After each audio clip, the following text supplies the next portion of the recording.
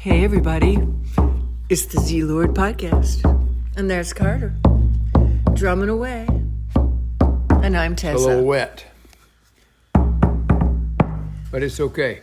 It's a wet day where we are in the beautiful state of Florida. And what are we talking about today, Carter? We are talking about a subject that you brought up. That we together decided on a couple of days ago, so we would have time to contemplate it. Not just me. I'm the one who reminded you because you always forget. And the topic is expectations versus having goals. There you go. So do you Excellent. Do you want to take us off Why don't you first? start? Okay. Well, I can start because I have recently published a book, and I have no expectations about it being either received or rejected or liked or disliked, or, it just had to be brought to reality in my soul and my yearning to contribute to the collective consciousness of what we're involved in this world. And wait, go ahead. Wait a minute. Yeah. Don't rush me. And so the making of it was my goal, but I have no expectations about whether or not it will, that word success or, be a hit or whatever, hit a nerve. Oh, there's our kitty cat wanting to come in, so you'll have to excuse her in the background. So that's a good example of me having a goal. I really, it's my fifth book, but yet with the other books, I always felt I have more to say. There's something more I need to contribute. But with this book, I feel complete. I feel I have contributed a major portion of what my ideas in life are about. That poor cat. We have a guest who is allergic to cats, so the cat is really trying to get in.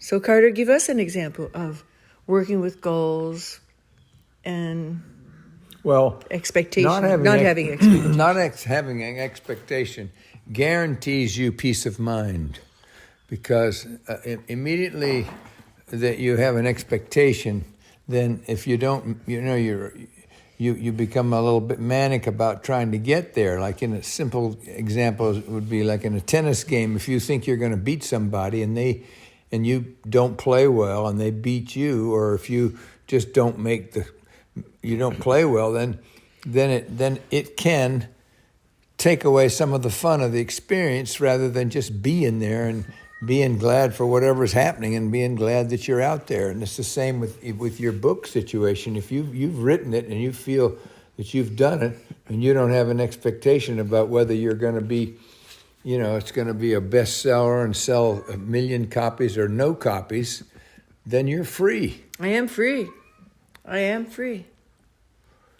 So I'm asking you about yourself. So you correlate it to tennis, huh? You just go into a game and you're in the moment? To any expectation. But your goal is to be a good tennis player. Well, I know you asked me one day why I came back and I was not happy. And you you lose, you are not happy. And you said, what's the matter with you? How can you possibly be unhappy? You just went out and played in the sun, had a good time with your friends. How come you're not feeling? How come you're disgruntled? And it's because I had expected to win and I lost. And I realized that was just not, that's a big thing. Oh, Carter's going to comfort the cat. It's really just too bad. Our cat is used to being inside. Oh, there he goes. We have a friend visiting who is allergic. Okay, we're back. We took care of the little cat disturbance. Can't let the animals run your life. Okay. It's just the way it is. It's a new cat that has adopted us, and she's become very spoiled. And I'm a little allergic to cats, but I've gotten to be acclimated to her. But yet we have a guest who's very allergic to cats, so the cat has to be. You treat the cat great. Outside, yeah. But we have a she beautiful needs to be outside right now. Okay, so we were back to expectations versus goals, and we are big goal believers. We work with goals. We actually talk a lot about goals, spiritual goals, here on Z Lord over the years. But it's one good way to monitor what's going on in your life. If you go into a situation and you come out of it feeling not good, and if you acted properly, and you don't feel good, then it's probably because you went into it with some sort of an expectation. And that's one way of doing things. And of course, if you're doing business, you need to have expectations sometimes. But it's good to not have expectations in many instances of things in life. It's better to not. Another word for expectations could be projections. Like you just know that you're going to win if you put a bet on a horse. That's ridiculous. That's just superstition, isn't it? Yeah, and it's like watching a football game. A lot of people they buy into the game, and then if they lose, they have a crappy time. But the game is the great thing about any game is that it's an on the moment thing. So now you have put yourself in a situation where you're living absolutely on the now, and you enjoy every instant of how it goes down. And if somebody else makes a good shot or a better shot than you, that's great. But it's all about the dance. Okay, I'm going to bring it down to the spiritual realm, not down, bring it up, because the theme of Z-Lord podcast is to really bring the spiritual to our everyday life, the magic of everyday life. So if we think about okay, what do we expect out of our life? Do we expect to have a happy life? Do we expect to have a prosperous life or a healthy life? Well, we don't know. But if we have the goal of doing whatever we can to have a happy and healthy and prosperous life, that's different. That means okay, if you want to have a prosperous life, you want to make sure that you make wise choices for what it is you're going to be focusing on as your money-making career. And me, for instance, as an artist, I've always had a side job. I would not call it my career. My career is to be an artist and an author, a writer, and a creator of all sorts. But to make money, I have always had other jobs, and even a restaurant at times, and even an inter-island shipping business. But it was always to support myself as an artist and a writer. And so that was my goal. My goal was not to worry and not to be a bag lady, not to be a homeless person. So I always made sure that I was doing both those parts of myself, to be a true creator, not based upon monetary needs, and also to be a person who takes care of myself, so I didn't have to go out and worry about money, which I learned the hard way. If I didn't take jobs, I would worry about money. So to be an artist was my main goal in life. That was my main goal in life. And so in this case, you finished your book, and so you finished it, and that's wonderful. You did it. You did your book, and so my now fifth book. Your fifth book, but the great freedom that you've given yourself, and all of us, of course, want the book to be good. We want what we do to be accepted and to get recognized by our peers, or at least accepted by our peers. That's a giant human need. I don't think about that anymore, Carter. I know we don't. That's what I'm saying. Yeah. Is that you have grown and you're beyond that, so you don't have any expectation of what's going to happen with the book, and that's a fantastic place to be. That's a high place because you have succeeded, and that part of it is over. Whatever happens after that, that's something else. But if you can be free, or if I can be free, or if any of us listening here can divorce ourselves from the expectation of what we want out of something in a kind of a self-centered way, then we can be free to just let the world play out as it is. And of course we do our best, but we don't have to. All right, I have to interrupt you now. I've been trying to say something for the last 30 seconds, but you just are rambling in. I wanted to say that it just doesn't happen like that. You have to experience pain. You have to experience the chest ache of having expectations, like I did earlier in my life, Earlier, I thought, oh yeah, all I have to do is show up, and everything is going to be just open doors, open heart, open everything, open galleries, open book publishers. But that's not what happened. So where I am today is not just the way it was because I wanted it to be, but because I've had so much pain, and I've had so many examples of being rejected and things not going the way I wanted them to. And so trial and error, and I'm sure it's the same with you, Carter, that these things that we're all talking about is because we've tested the waters and we've tested life. And the happiest way to be is to make sure that we have no expectations when we have something in mind that we're bringing forth. Like even a child, like I'm not a biological parent, but I'm a step parent to your children. And I can imagine if I gave birth to a child, I would have a hard time just saying, oh, well, whatever. If that person decides to be a bum, that's okay. But I would prefer that person, that little creature, to be somebody contributing to our society, somebody who was doing something that was meaningful and also making them happy and independent. So how would you influence that? Well, you just through trial and error. By being a good parent and by being a committed parent and doing the best you can. And that's different than having an expectation that they're just going to be great or they're going to be good. They're going to be good because you help form them to be good. So that's a different situation. That's a proactive action. I don't think it's different at all. I think it's exactly the same thing as giving birth to a book. I'm trying to say that the goal when you're a parent must be to do the very best you can do as a parent, right? And to give guidance to this little creature that you've given birth to. And it's exactly the same thing when you're like formulating a book. It starts with an idea and then it becomes, a project where you get to shape it and nurture it, just like the way you have X amount of years nurturing and shaping a child. You do the best you can. But the goal is to make it the very best you can. And then when it's finished, the expectation of not having it be the very best in the world, that takes some practice.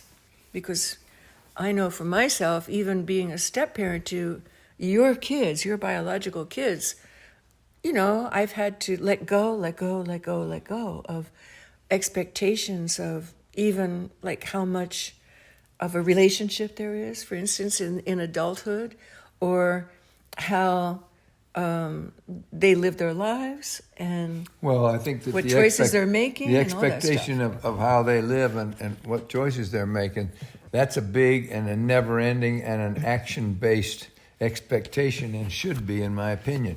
Whether or not they embrace us the way we want to be embraced, that's a passive expectation that just gets in our way if we feel bad about it because it doesn't go the way we want it. But we certainly should feel bad if they start stealing or lying or stabbing somebody or doing something out of line. That requires us to take immediate action, and we have expectations of the behavior of our kids on up to a certain level, but not on the level of how they're going to, whether they're going to say, oh, I love you and all that kind of stuff and come rushing around to see us every Sunday afternoon or whatever. That's a different kind of an expectation. So the expectation I was talking about, you certainly have an expectation in your book that it's the best that you can write.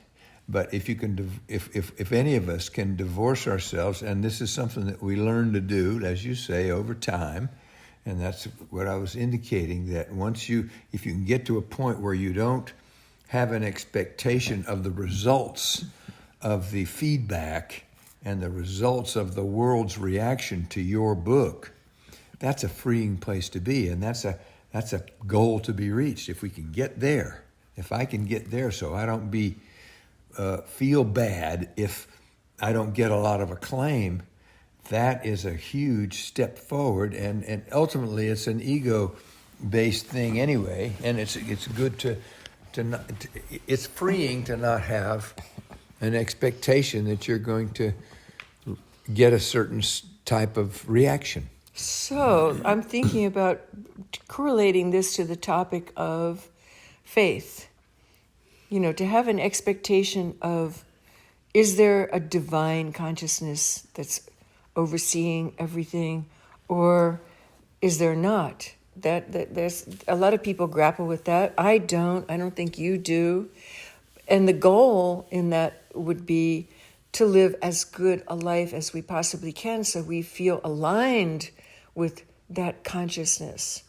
And that's also one of the things that is trial and error, trial and error, trial and error. You live the best you can, and then perhaps we make a mistake, we make a wrong choice, and then we pay the price. We either experience pain or suffering or, economic catastrophes, or worse, disease even. And then we have an opportunity to right ourselves, like let's say an early diagnosis of cancer, which I've always taken as an indication that something's amiss in one's way of balancing life. And if I was given a diagnosis of cancer, I would hope it would be at the early stages, so I could look at my life and make some assessments like, okay, I need to do a little more of this or that I was not paying so much attention to before. So that's a more spiritualized version of expectation versus goals. And I know when I was raised Christian, especially Catholic as a kid, this whole expectation that everybody has of going to heaven or going to hell, that was like not a comfortable thing for me as a kid. And I realized that my goal was really to experience heaven or hell right now, after I was experiencing hell being an addict. And I realized, I could make different choices and experience heaven right now, right here. So I no longer have the expectation of heaven or hell after, life is finished, after I'm ready to leave this body. So do you have that expectation of heaven or hell, Carter? As opposed to leading a goal, the goal of leading a good life and just doing the best you can right here and making heaven or hell? No, I don't think about that. I'm actively trying to do the things in the physical that I don't necessarily want to do, which is putting other people ahead of myself.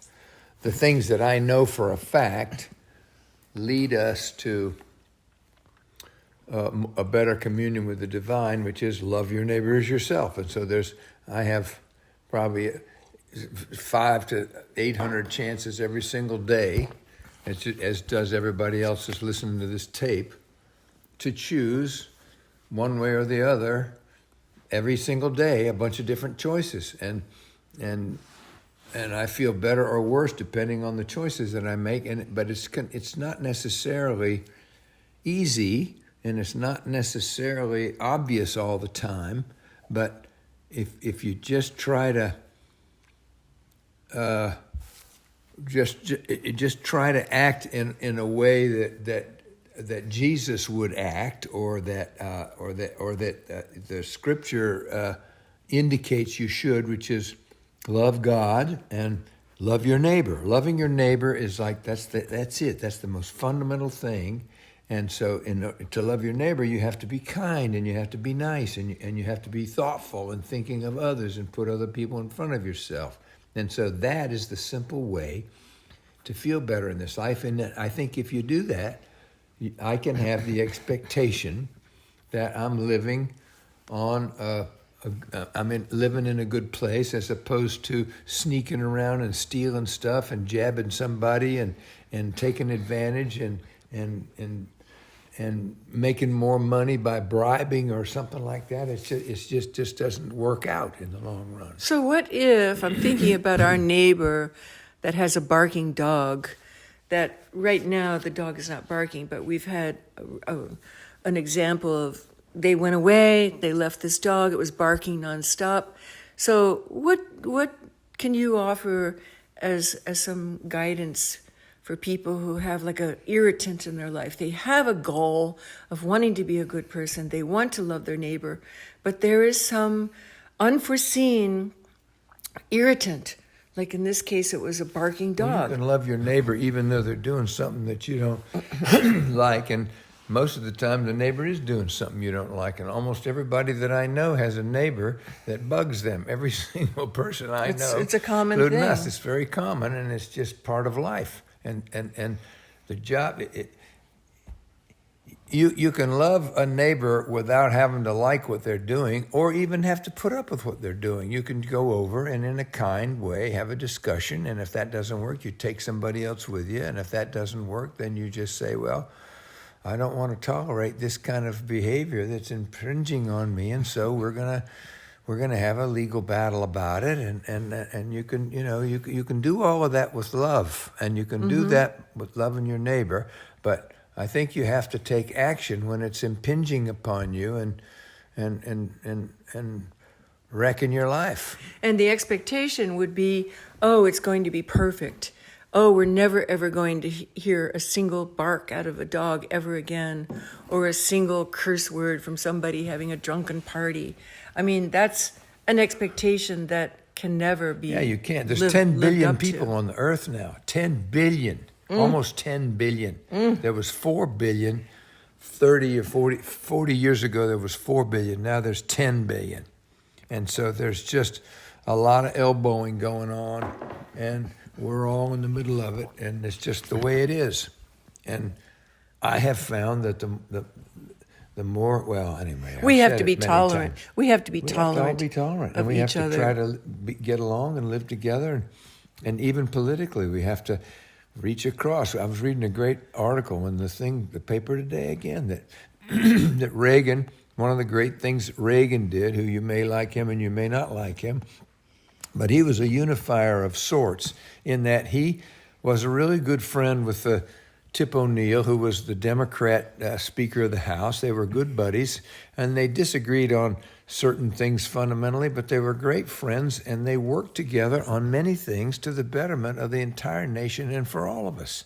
And at the end of the day, we have to work together and cooperate, and we can get a hell of a lot more done, and we can honor the other guy's point of view, even though we don't necessarily agree with it. We can figure that if you add two of those together, one on the left and one on the right, and come to some sort of compromise, oftentimes it's a better solution in the long run, even though you don't like part of it. It's better in the long run for everybody. So that's going on all the time. Okay. And fighting each other is not the answer. Okay, I'd like to add something to that. So as my goal as being a person who votes, I didn't used to vote. I gave up voting and I left America. I was an expat because I was totally done with politics back in the Vietnam days. But since I have returned, and especially since being married to you, Carter, for the last 32 years, I have voted. My goal, good, as a person who votes, is to contribute my voice and to have not expectations, but to know that I contributed, and not to say, oh, well, it's none of my business, or I'm going to pretend it's not happening. I'm just going to be in denial.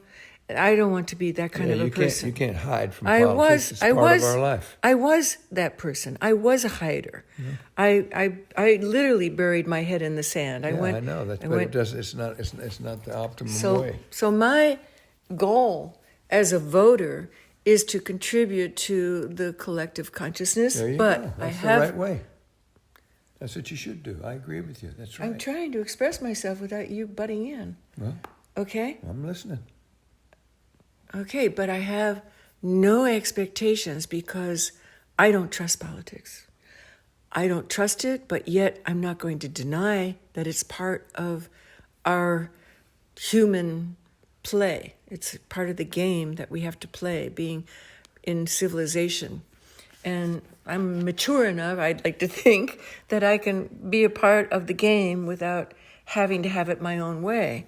But yet I know many people who get so wrapped up in politics that, well, we literally know Pain in the ass is what it is. we literally know somebody who dropped dead of a heart attack because the election did not go the way she wanted, right? We know, we don't have to It mention. actually did go the way she wanted. She won. It went the way she wanted, and she was so upset about it and so ramped up about it all. She just had a heart attack and died. She's been doing that from day one anyway. But anyway, there are some people who get so involved with having these expectations, which is dangerous for not only your health, but your spiritual and your just everyday happiness level. Your well-being is going to get affected if you have expectations about something that is seemingly uncontrollable, as politics is. You know, it really can go either way. And so anyway, to wrap it up, the election is coming up. The big presidential election is ramping up, and maybe we'll be... It's a long way away. It's going to be for a long time. Gosh. In my mind, it's wrapping up, and it is now obvious that it's going to be Biden versus Trump, and maybe RFK will get in there a little bit, but, you know, our gal Nikki, who I was rooting for, she's gone, and everybody else is gone. And so to me, that means ramping up. In November is a lot sooner than 3 years away. Well, that's right. But it's not like 2 months away. So there's still a lot can happen, but it's going to be a long slog because usually at this time there's still a lot of back and forth going on with a lot of different candidates and a lot of this and that and debates and things. But this is just going to be this is going to be one of the longest single back and forth between two people that we've ever had, I think. What I'm trying to say is I was at a beach walk the other day, a beautiful, serene beach walk with this friend who's a spiritual friend, but she's very political. And she was saying that she feels it's her duty to talk to people, to change their mind, and to make them see the way she sees things. And I said, you know what? I don't think that that's a noble goal at all. I think that that's kind of an intrusion into somebody's personal relationship with, you know, how they see reality. Because your politics is almost as intimate as your sexual orientation or your pocketbook, you know, how much money you have in the bank. I mean, your sexual orientation is your business. We don't really want to know, even the trans people, okay, do it, you know. We don't have to know every single detail. And the same with politics. I mean, I think it's our right to have the right to choice, but people who think that they can convince somebody to change by talking to them, maybe there's just a lot of people out there who are on the fence. I don't know. Yeah. I think there are, and I think it's totally legitimate to try to... You do? Yeah, I think it's legitimate to have a position and be able to defend it and be able to think about it in a way that is inclusive for other people and presents it in a way and bring information that people may not have. And so in that way, maybe you can influence them, but not necessarily having the expectation of changing them. But I think that's a worthwhile goal to try to bring information that people may not know. That's fair. Yeah, I mean... And I think that's a good thing to do. I think that's what the whole political thing is about. Okay, I have to But change my thinking about that. The thing that's not right is to come at it with anger and say, well, these bastards that don't understand Right. and point fingers and insult and be hateful. This is not, and contemptuous. This is definitely... It's not fair play. It's not fair play. Well, it's not. It's going to get you punched in the nose. Is what it's going to get you, and you deserve it. And it makes you come down to the level of whatever the lowest level is. It doesn't do anything about it's elevating. judgmental because you, in the same time when you're trying to convince, quote unquote, somebody else of something, and you're bringing some information, you may find out something you didn't know. And you may think about something a little different. If you're talking to someone who's intelligent, and if you approach them in a kind, respectful manner, and you want to hear what they have to say, which is the only real way to communicate with someone, is you have to listen to them first, and then If you respect them, then they will listen to you. But if you come at them with a lecture, you're done from the start. But in listening to the other person, if they're intelligent and they know what they're talking about, you may learn something too. And so, therefore, what? It's a great dialogue. It's important. It's worthwhile. Yeah, it's a healthy dialogue. The thing that's not worthwhile is contemptuously pointing your finger at somebody and demanding that they come around and wake up and quit being a jerk and all that kind of ugliness that's going on in our political dialogue now, which is utterly and totally unhelpful. And guess what it does? It stymies any progress that the country can make, because we're just stuck in this thing. Well, we're trying to help it be we're not going unstuck. forward. I don't like to focus on the fact that we're stuck. I like to focus on the fact that there's many of us who believe that the crises of stuckness is happening for a reason. And like with an individual, for instance, who comes to the end of a bad addiction, you're faced with the choice of either change or die. And I think that that's what's happening with our society. And I believe I'm on the side of helping people to change as much as possible. I don't think that democracy is dying. I don't think that, dictatorship is around the corner. I think that we have a great opportunity here.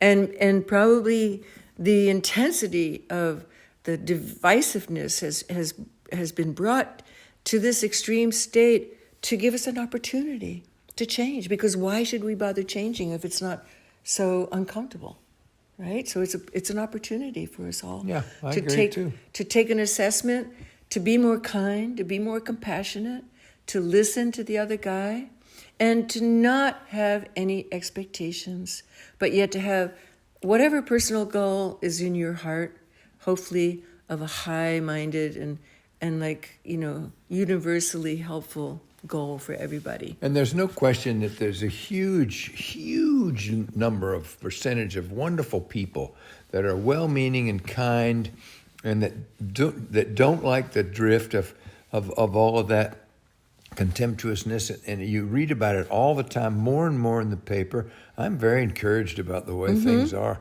I think people are stepping up and wanting to embrace each other, it's been so ugly for so long that it's so obvious that it's wrong that anybody that's got any kind of sense of anything realizes it. And there's a huge bunch of us now, and it's great. It's definitely a fad and a trend to be more positive, to be more optimistic, to be more nurturing. And I'm a guest on a lot of podcasts. I get Lots of them. interviewed because I'm an author, and some people think that I have some pearls of wisdom.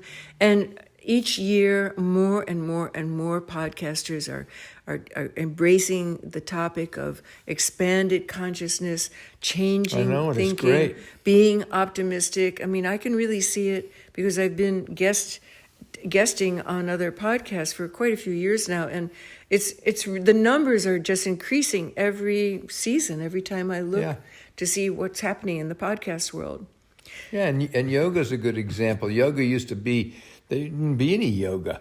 Now there's yoga everywhere. And it may not be the perfect exact kind of yoga that you love or one person might love, but it's basically a consciousness expanding thing that's going on, and it's good. It's just positive. So there's great positive things happening, and they're out there, and that's what I have faith in. Is I have faith in humanity and the human nature, and that the overall good is so much bigger and stronger than the overall bad and the ugly that which will always be there. But that's our job, is to overcome that and to see it clearly and work against it. Yoga is a great barometer for really taking the temperature of how our consciousness is elevating. And I want to give an example of our nearby town.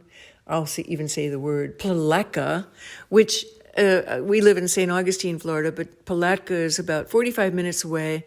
And everybody's always wondering, like, when is Palatka going to start, like, really getting it together and start having like a prosperous and affordable and yet attractive community. And I always tell people, it's coming because for the last like 6 years, there's been a beautiful yoga studio there. And the woman who has the studio, her name is Jamila. She's a beautiful Black American lady who married one of the sons of the white founders of that community, which has always been known as a closed community. And people were not embraced to do like a lot of creative adventures there. But wherever there is a yoga studio, especially with a mixed race couple, supporting it, you're going to see big changes, big time, fast. And that's a fact. So everybody have a beautiful time thinking about what goal you want to put in your mind, because it will become your reality if you have it in your mind, and even more so if you write it on paper. And let go of any expectations you have about that goal being fulfilled. Well, yeah, that goal being fulfilled, and have the expectation that it will do positive influence in the world, but not have an expectation that it's going to benefit you in some particular way, or that you're going to win something, or that it's going to turn out any particular way that you want it. Just do your job and do your work that you're supposed to do, and let it lay as it's going to lay. And let it be. There you go. Let it have a life of its own, because it is blessed, because it is an existence. Yeah, and if we do things with a pure heart and the correct attitude, then it's good. And if you see it's good, then great. It's like sometimes you'll make a comment and you never know how it affects people, and 15 years later you found out that it helped change somebody's life. I mean, that kind of stuff happens all the time. We throw things out there and we just don't know what's going to stick. It's true. And that's the way things are. Yeah. Everything has a purpose. Everything comes round. Everything that you put out comes back to you also, cause and effect. And so we send our love, and if you need an extra dose of love, we send it to you, directly to your heart. Om Namah Shivaya. See you later, you guys.